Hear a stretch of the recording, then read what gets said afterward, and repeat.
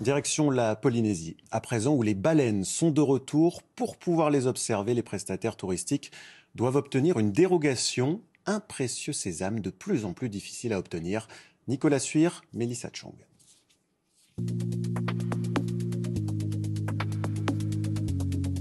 Majestueuses, les baleines viennent se reproduire à l'extérieur de nos lagons chaque année.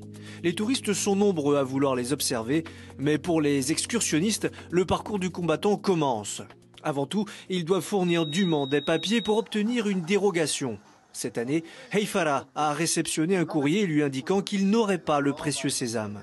Une décision qu'il ne comprend pas, lui qui exerce ce métier depuis 30 ans. Mon ex avec qui je travaillais, qui était gérante de la société, qui est partie avec son ordinateur où il y avait les données. J'ai récupéré en fait les données et je les ai mis. À l'heure actuelle, elles sont en train d'être mises sur le site. Et là, la DIREN, elle veut rien savoir. La direction de l'environnement justifie cette sévérité par un constat. Les prestataires sont trop nombreux autour des baleines.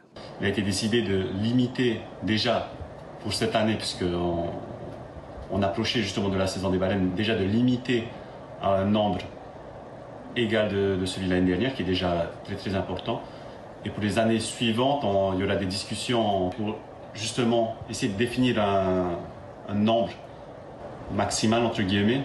Effectivement, la saison des baleines est l'occasion de réaliser beaucoup de profits. Je pense que si on a encore du monde en septembre et en octobre en Polynésie, c'est en partie grâce à ces activités-là, cette activité pour aller voir les baleines. L'an dernier, 2 prestataires ont failli ne pas avoir leur dérogation à Moorea. Et voilà, c'est la fin de cette édition. Merci de l'avoir suivi. Bonne journée.